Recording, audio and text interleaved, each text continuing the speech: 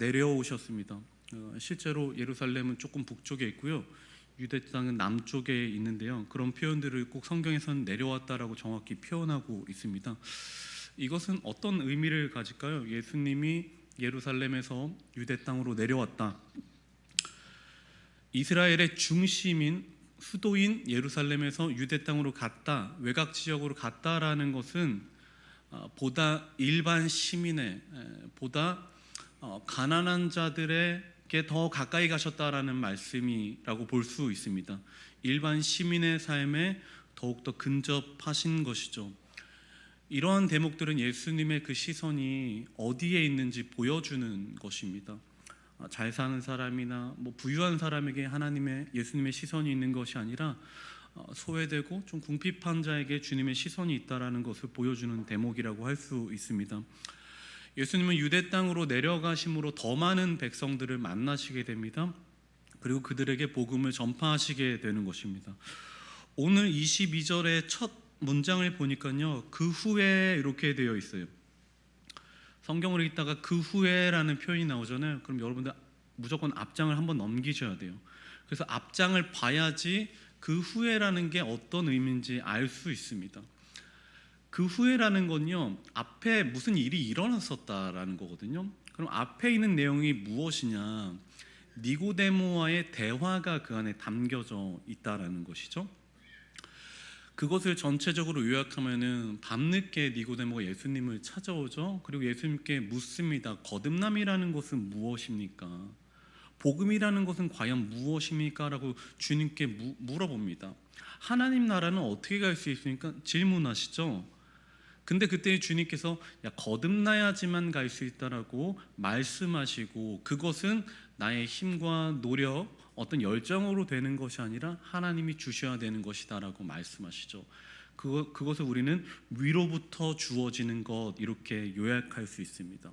그러니까 구원이라는 것, 거듭난다라는 것은 아래로부터 뭔가 막 올려갖고 내가 열심히 해서 어떤 것에 도달하는 것이 아니라 하늘에서부터 위로부터 주어져 내려오는 것이라는 것이죠. 복음의 진수, 복음의 진리에 대해서 예수님이 선포해 주신 겁니다. 그리고 그 말이 끝난 직후에 그 후에라는 표현이 지금 등장하고 있는 것입니다.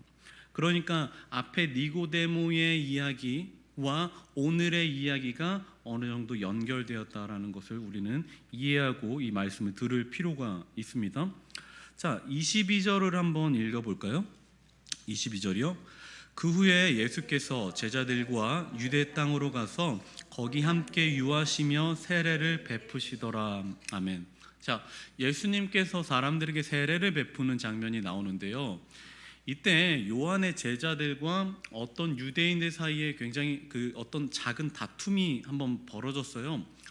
물론 성경에 어떤 다툼인지 정확하게 나오지 않지만 지금 세례에 대해서 이야기하고 있는 것이기 때문에 세례에 관련된 어떠한 작은 다툼이라고 생각이 됩니다. 아마도 예수님께서 사람들에게 주셨던 세례와 요한이 베풀고 있는 세례가 조금 달랐기 때문에 그 약간의 차이를 보여주었기 때문에 이들 간에 뭔가 다툼이 생긴 것 같습니다. 하지만 우리가 성경 전체를 보면요, 예수님은요 실제로 사람들에게 세례를 베풀지 않으셨거든요. 세례를 베풀지 않고요, 예수님을 따르던 제자들이 예수님을 대신해서 세례를 베푸셨습니다. 예수님은 왜 사람들에게 세례를 안 줬을까요? 예수님에게 받았다라면은 더 좋았겠죠. 이렇게 생각해 볼 수 있습니다. 예수님이 죽으시고 부활 승천하셨죠? 그런 다음에 누군가가, 어떤 사람이 그 후에 예수님에게 세례 받았다라는 자신의 기억이 있는 사람은 예수님이 승천하신 이후에 나는 너희들과 다른 예수님에게 직접 세례를 받은 아주 탁월한 사람이다라고 주장했을 수 있어요. 예수님은 그런 것들을 미연에 방지하신 것입니다. 자신이 받은 세례의 탁월성이나 어떤 신령함을 내세웠을 수 있습니다. 그렇기 때문에 예수님은 그에게 세례 주는 것을, 직접 세례 주는 것을 거부하신 거예요. 물론 예수님께서 직접 주시는 세례는 성도에게 훨씬 더 큰 의미를 가지게 될 것이죠. 하지만 세례라는 것은요, 그냥 물론 단순한 예식은 아니지만은 그것이 누가 주었던 간에 상관없이 그 효력은 동일하다라는 것입니다. 어떤 목사님이 어떤 분이 주셨던 간에 그 세례의 효력은 동일합니다. 자, 예수님과 요한이 주었던 세례가 뭔가 달랐어요. 어딘가 달랐습니다. 다를 수밖에 없는 이유가 있죠. 왜 다를까요? 다를 수밖에 없는 요인은 요한은 앞으로 오실 예수님을 예비하는 자로서 오실 자에 대해서 말씀하고 있는 거죠. 그죠? 앞으로 오실 자를 준비하고 있는 것입니다. 자, 그럼 예수님은 어떤 세례를 주었느냐? 예수님은 오신 자로서 이미 오신 분이기 때문에 요한은 그분에 대해서 설명하는 거고 예수님은 자기 자신에 대해서 말씀하시면 되는 거기 때문에 예수님과 요한의 말씀이 그리고 그 세례가 본질적으로 다를 수밖에 없는 것이죠. 그리고 특별히 예수님께서는 물로 세례를 주시는 분이 아니시고 무엇으로 세례를 주십니까? 성령으로. 성령으로 세례를 베푸시는 분이기 때문에 뭔가 그 세례의 모양이나 그 과정이 달랐을 것이라고 우리는 추측할 수 있습니다. 이 모든 것들을 관찰하고 있었던 사람들이 요한에 가서 이렇게 말합니다. 여기 한번 읽어볼까요? 26절이네요. 한번 읽어보겠습니다. 그들이 요한에게 가서 이르되 랍비여, 선생님과 함께 요단강 저편에 있더니 곧 선생님이 증언하시던 이가 세례를 베풀매 사람이 다 그에게로 가더이다. 아멘. 자, 요한에게 사람들이 찾아와서 이렇게 말합니다. 랍비여, 곧 선생님. 자, 랍비라는 표현은 우리가 아주 그 극존칭의 표현이라는 것을 잘 알고 계시죠? 이것은 내가 따르고 있는 한 사람, 아주 존중받아 마땅한 그 한 사람을 가르치는 단어예요. 선생님하고 요한은 불렀습니다. 그리고 이렇게 말합니다. 선생님과 함께 요단강 저편에서 증언하시던 그 사람이라고 표현을 하고 있는데요. 여기서는 이제 개역 개정 우리가 읽었던 성경에 보니까 요단강 저편에 있던 그 사람이라고 표현하고 있는데요. 그 전에 우리가 읽었던 개역 한글에 보면 훨씬 더 적나라하게 표현해요. 저편에 있었던 자라고 표현해요. 조금 뉘앙스가 달라지죠. 저편에 있었던 자라고 표현합니다. 요한에게는 다가가서 가장 극존칭인 선생님 이렇게 부르고 예수님을 표현할 때는 이렇게 하는 거예요. 저기 그때 같이 있었던 그 사람 있잖아요. 이렇게 표현하고 있는 거예요. 요한은 아주 높이고 예수님은 아주 낮추는 거죠. 그 양반 그 별 재주 없던 좀 허름해 보이던 이렇게 표현하고 있었던 거예요. 요한에게 말을 전한 사람은요, 의도적으로 예수님과 요한은 분리해갖고 요한은 극존칭, 예수님은 극하대를 합니다. 요한은 랍비, 예수님은 저치.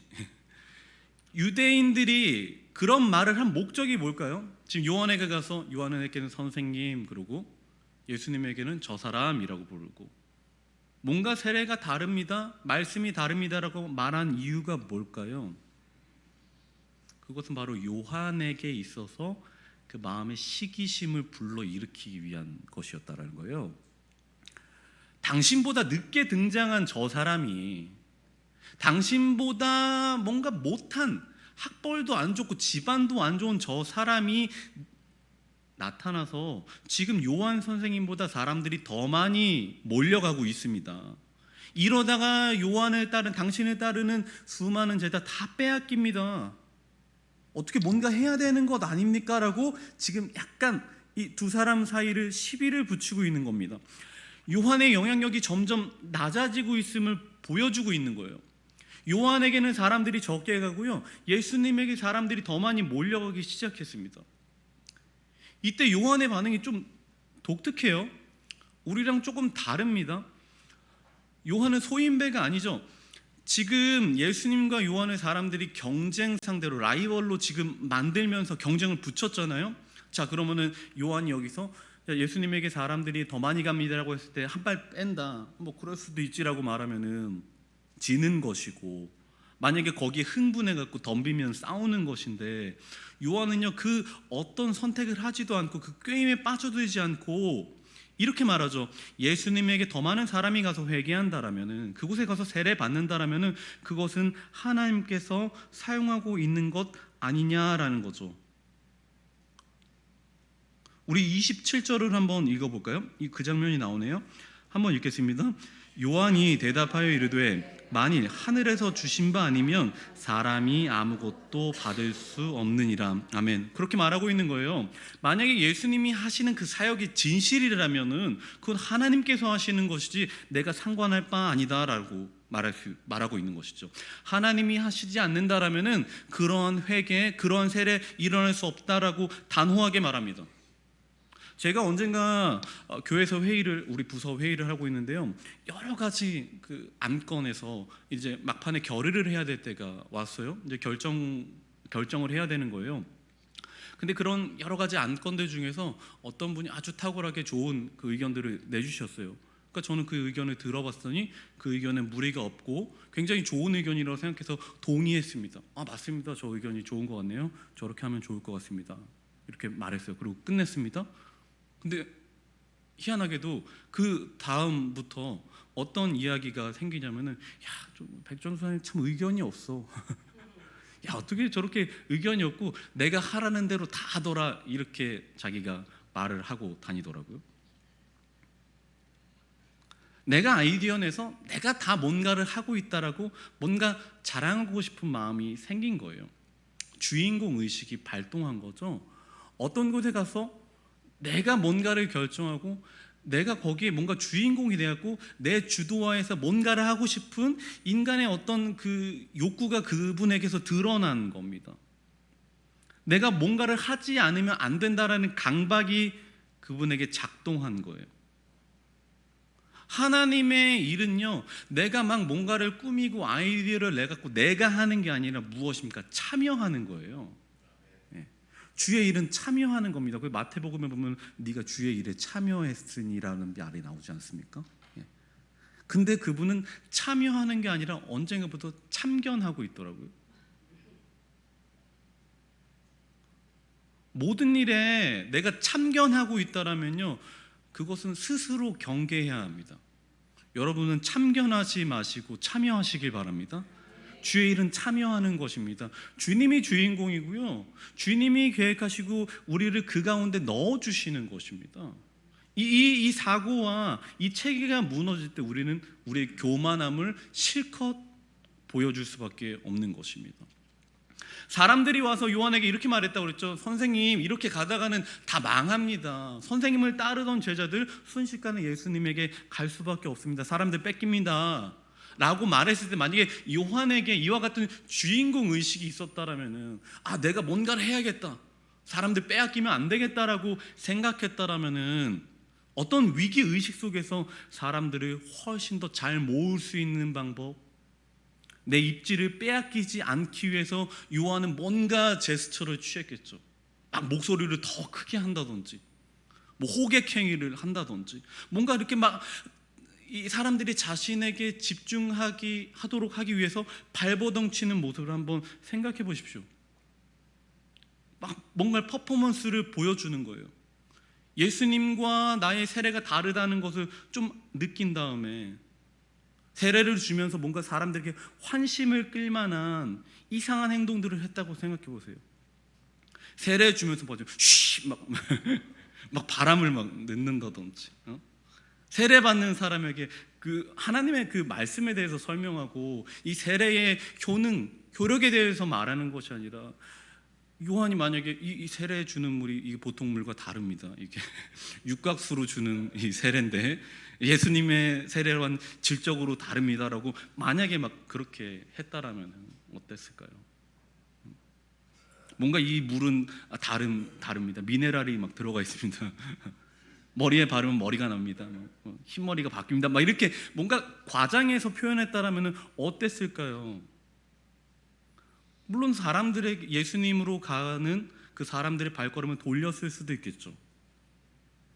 자신이 지금까지는 최대 그 호가를 누리고 있었는데 최고 인기 많은 사람이었는데 예수님께로 가는 사람들을 보고 뭔가 호객행위를 했을 수도 있었겠죠.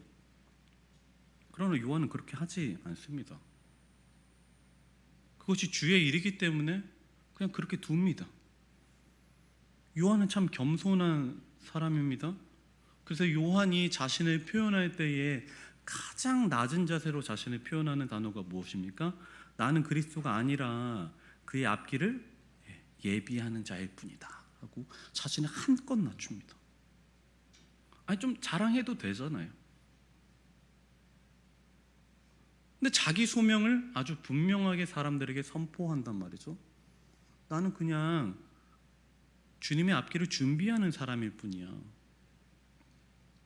더 멋지게 말할 수도 있었을 거예요. 더 대단한 것처럼 말할 수 있었을 겁니다.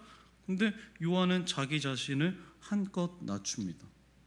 분명한 태도를 취해요. 신앙인에게는, 주님을 따르는 신자에게는 하나님께서 각자에게 주시는 십자가가 있다라고 우리 성경의 그 일반 지식을 통해서 알 수 있습니다. 저와 여러분들에게 각자 주신 그 십자가라는 게 분명히 있습니다. 요한의 십자가, 요한이 지고 있는 자신의 십자가는 무엇일까요? 주님을 예비하는 일이에요. 더도 말고 주님의 앞길을 준비하는 사람이죠. 예수님을 믿는다라는 것은요, 십자가를 내 등에 지고 내 십자가를 짊어지고 그것을 통해서 출세하는 것이 아니지 않습니까? 요한은 자기 입장을 분명히 합니다. 우리 30절 읽어볼까요? 함께요. 그는 흥하여야 하겠고 나는 쇠하여야 하리라 하니라. 아멘. 이건 정말로 겸손한 표현이에요. 그냥 말만 한다 하더라도 이런 표현은 사실 나오기가 굉장히 어렵습니다. 그는 흥하여야 하겠고 나는 쇠하여야 한다. 우리는 스스로에게 질문을 한번 던져볼 수밖에 없습니다. 하나님이 영광 받으시는 그 자리에, 하나님께서 무한히 영광 받으시는 그 자리에 나라는 사람이 반드시 있어야 합니까? 내가 그 자리에 가서 하나님과 똑같이 영광 받아야 우리의 마음이 편하고 행복할까요? 사람들이 현혹될 만한 여러 가지 계획을 짜고 성공 비법으로 중무대한 채 요한이 사람들을 맞이했다라면은 거기에는 낮아짐이 없는 거잖아요. 요한은 가장 겸손한 사람인데 그렇게 한다면 요한에게는 그 낮아짐이라는 게 없었던 사람이죠. 요한처럼 내게 비춰졌던 그 수많은 조명이 물러감을 보면서 나의 시대가 가고 내가 주님을 준비하고 있었는데 나의 시대가 가고 그 다음에 시대인 예수님의 시대가, 새 시대가 열리고 있구나 라는 것을 보면서 요한은 자신의 자리를 아주 가볍게 내어줍니다. 아니, 조명이 여전히 요한을 비추고 있어요. 근데 그 조명에서 스스로 벗어나고 있는 것입니다. 융성했던 것이 쇠퇴하게 되는 것이죠. 29절에는 참 이 재미있는 표현이 담겨져 있는데요. 우리 한번 읽어보겠습니다. 신부를 취하는 자는 신랑이나 서서 신랑의 음성을 듣는 친구가 크게 기뻐하나니 나는 이러한 기쁨으로 충만하였노라. 아멘. 신부는 성도죠, 그죠? 그리고 신랑은 예수님입니다. 이 관계를 우리는 너무 잘 알고 있습니다. 신부는 성도, 곧 우리고 신랑은 예수님입니다. 결혼식장에서 순결하고 아리따운 신부를 맞이하고 있는 신랑의 모습을 한번 상상해 보십시오. 그는 감출 수 없는 기쁨과 행복감을, 그리고 또 기대감을 갖고 서 있습니다. 근데 요한은 여기서 뭘까요? 어떤 역할일까요? 우리는 성도는 신부고요, 예수님은 신랑이에요. 그럼 요한은 어떤 역할일까요? 신부도 아니고 신랑도 아니에요. 그럼 누구냐? 신랑의 친구입니다. 단지 신랑의 친구일 뿐입니다. 가장 가까운 친구지만 뒤로 물러나서 나의 역할은 여기까지라고 생각하고 신랑과 신부를 축하하기 위하여서 뒤로 한 발 빠져서 그 신랑과 신부를 위하여서 박수 쳐주고 있는 신랑의 친구입니다. 구약은 말라기라는 성경으로 끝이 납니다. 그리고 사실은 영적인 400년 동안의 암흑기가 있었어요. 그리고 예수님이 오기 전 그분의 길을 예비한 단 한 사람이 바로 누굽니까? 요한이에요. 영적인 암흑기를 지나서 우리의 구원자이신 예수님을 준비하는 단 한 사람이 있었는데 그 사람이 요한이었습니다. 이스라엘 백성들은요, 그 전까지 나의 하나님 주님을 사랑하고 있다가 400년 동안의 암흑기를 겪게 되는데요, 그 기간 동안에 이 이스라엘은 누구를 사랑할지 몰라서 갈팡질팡 헤매고 있는 상태였습니다. 나를 사랑한다라는 그 달콤한 말에 자기 몸을 마음껏 내어준 고멜과 같은 그 창기 같은 모습으로 그 수백 년간을 살아왔습니다. 영적 순결을 잃은 신부의 모습으로 오랜 시간 동안 살아왔어요. 근데 그 신부에게, 영적인 창기와 같은 그 신부에게 자신의 모든 사랑을 쏟아내고 싶은 사랑의 눈먼 신랑이 나타났습니다. 근데 그 둘을 연결시켜준 사람이 누구냐? 요한이에요. 영적으로 더러워진 창기 같은 신부가 사랑의 눈먼 그 신랑을 둘이 연결시켜주는 그 주선자가 세례 요한입니다. 이 요한의 모습을 보면서 사람들은 굉장히 큰 인간적 연민을 느낍니다.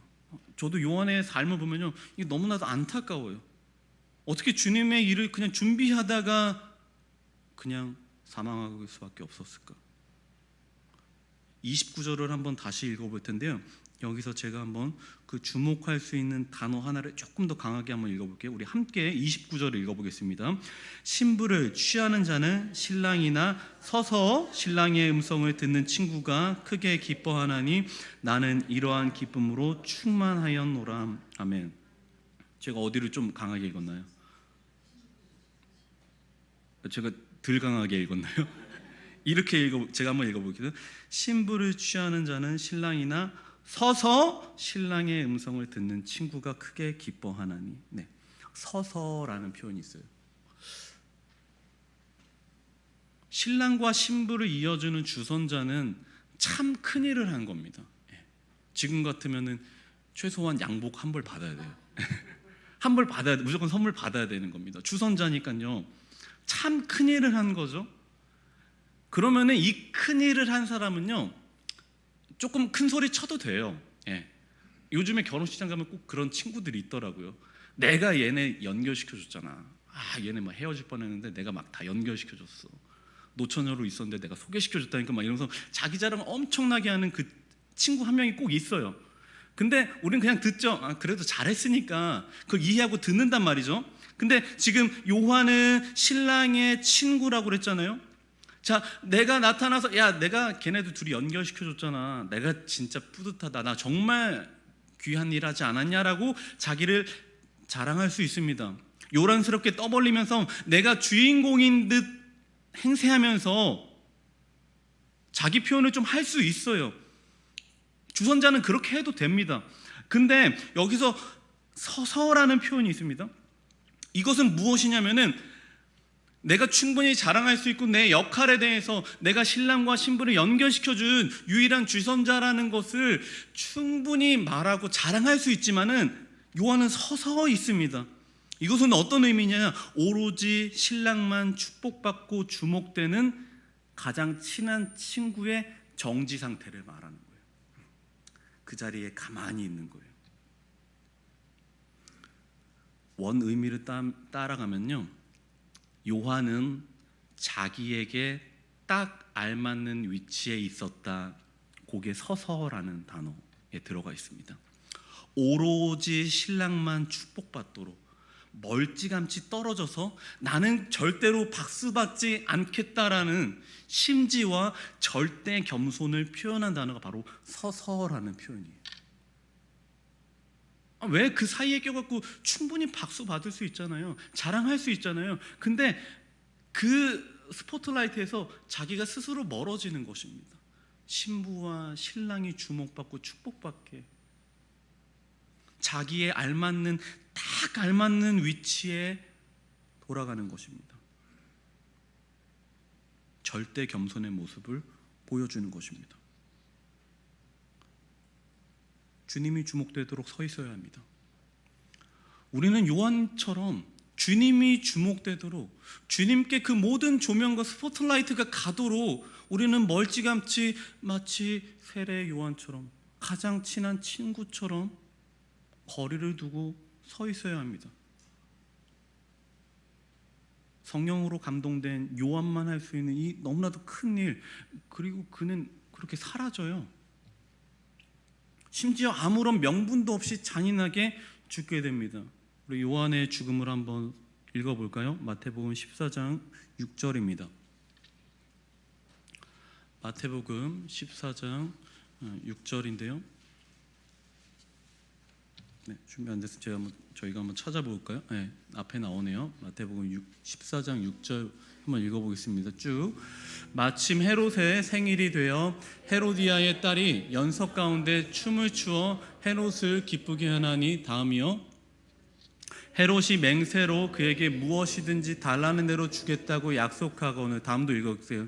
그가 제 어머니의 시킴을 듣고 이르되 세례 요한의 머리를 소반에 얹어 여기로 내게 주소서 하니 왕이 근심하나 자기가 맹세한 것과 그 함께 앉은 자들 때문에 주라 명하고 사람을 보내어 옥에서 요한의 목을 베어. 네. 요한의 목은 그냥 그렇게 베어집니다. 감옥에 있다가 그냥 아무런 명분도 없이 어떤 한 사람의 소원 하나? 아니 그것도 대단한 소원이 아니에요. 근데 그렇게 목이 잘려서 죽습니다. 근데 요한의 죽음으로 주님은 더욱더 빛나요.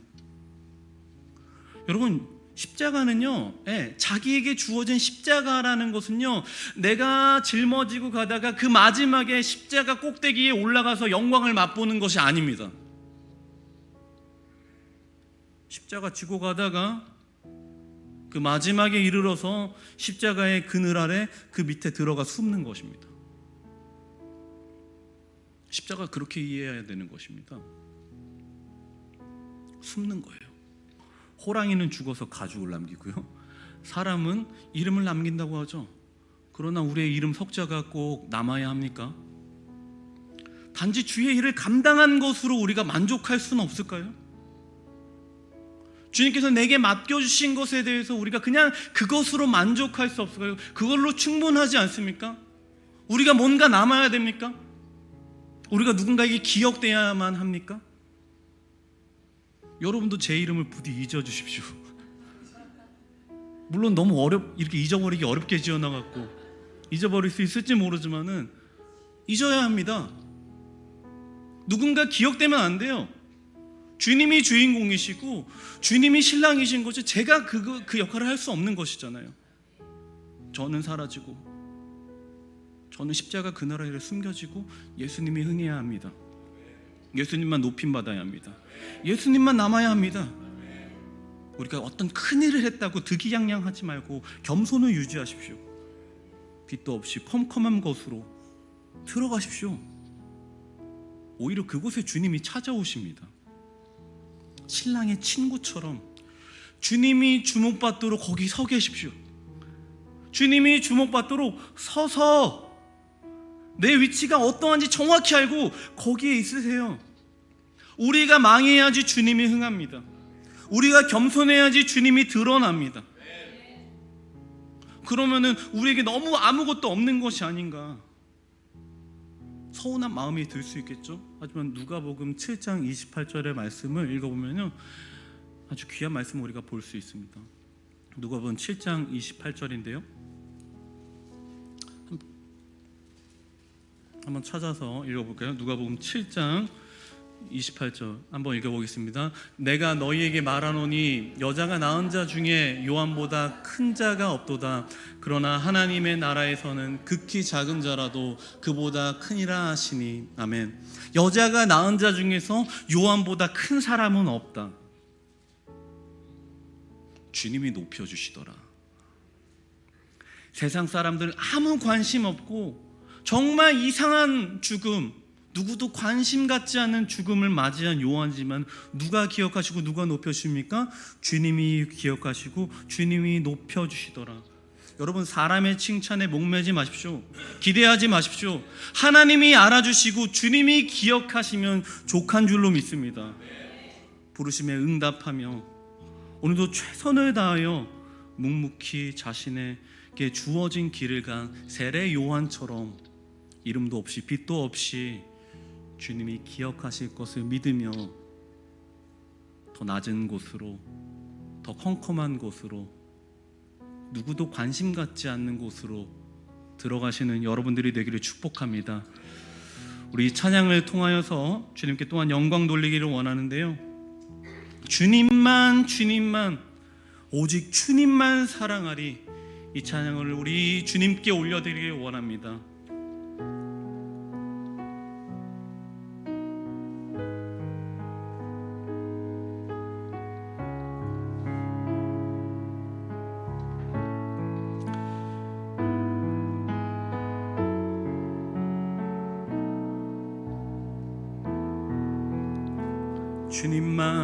주님만